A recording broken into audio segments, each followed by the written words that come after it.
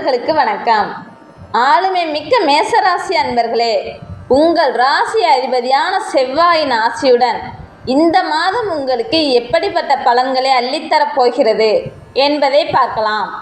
கடந்த காலத்தில் இருந்த சண்டைகள், சோதனைகள் முடிவுக்கு வரும் சூழல் இப்போது உருவாகியுள்ளது. முருகப்பெருமான் வழிபாடு. உங்கள் ராசி அதிபதியான செவ்வாய்க்கு அதிபதி முருகப்பெருமான். எனவே செவ்வாய்க்கிழமைகளில் மனதார முருகப்பெருமானை வழிபடுவது எல்லா கஷ்டங்களிலிருந்தும் மீண்டு வர வல்லமை தரும்.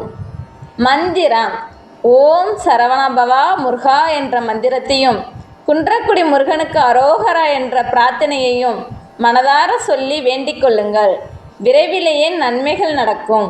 இந்த மாதத்தின் கிரக நிலைகள்: தைரிய வீரியஸ்தானத்தில் குரு, பஞ்சமஸ்தானத்தில் சுக்கிரன், கேது ரணருண ரோகஸ்தானத்தில் சூரியன், புதன் சப்தமஸ்தானத்தில் செவ்வாய், லாபஸ்தானத்தில் சனி, பக்ரம் மற்றும் ராகு காரணமாக உங்களுக்கு பல சாதகமான மாற்றங்கள் உருவாகியுள்ளன. சாதகமான அம்சங்கள்: அடுத்தவர்களால் வந்த தேவையற்ற சண்டை சச்சரவுகள், தொல்லைகள் போன்ற பிரச்சனைகளிலிருந்து விடுபடக்கூடிய வாய்ப்பு இப்போது உள்ளது. முருகப்பெருமானை வணங்கி அன்றைய நாளை தொடங்குவது இடையூறுகள் வராமல் தடுக்கும். தொழில் மற்றும் வியாபாரத்தில் சிறப்பாக செயல்பட்டு பணவரத்து அதிகரிக்கும். பழைய பாக்கிகள் வசூலாகும். சுணங்கி கிடந்த காரியங்கள் உயிர் பெறும். செய்ய முடியாது என்று நினைத்த வேலைகளை கூட இப்போது சிறப்பாக செய்து முடித்த அனைவரையும் ஆச்சரியப்படுத்த போகிறீர்கள். கணவன் மனைவிக்குள் இருந்த சண்டைகள் நீங்கி அனுசரித்து செல்வதன் மூலம் அமைதியை நிலைநாட்ட முடியும். விருந்தினர் வருகை இருக்கும். நீங்கள் காணாத இன்பங்களை குடும்பத்துடன் அனுபவிக்கப் போகிறீர்கள். முன்பு செய்த நல்ல செயல்களுக்கான அங்கீகாரம், பாராட்டு கிடைக்கும். சாதகமான வாய்ப்புகள் தேடி வரும். அரசியல்வாதிகள் உற்சாகத்துடன் செயல்படக்கூடிய காலமாக இது அமையும்.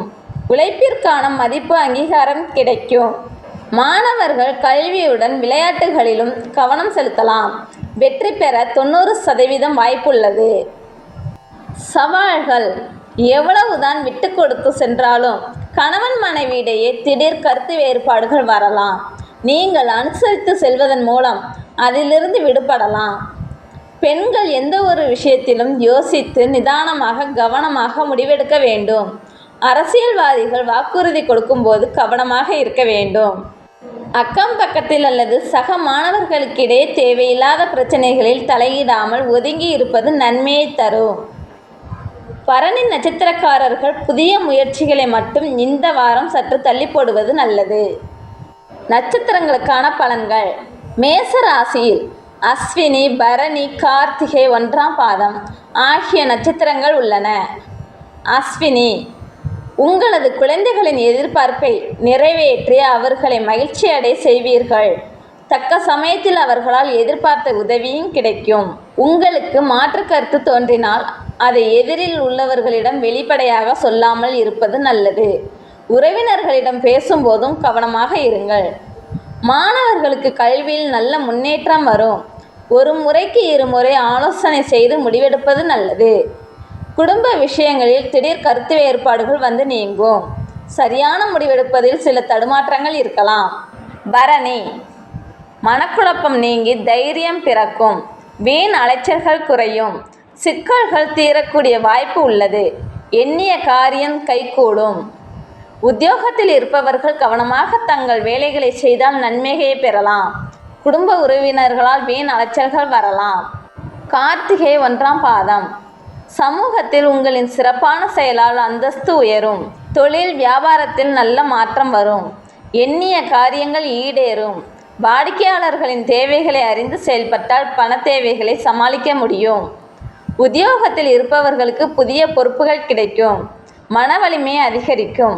உறவினர்கள் மத்தியில் உங்களின் நல்ல செயல்களுக்கு மதிப்பு, மரியாதை அதிகரிக்கும். மேசராசி அன்பர்களே, முருகப்பெருமானை மனதார நினைத்து ஒவ்வொரு நாளையும் தொடங்குங்கள்.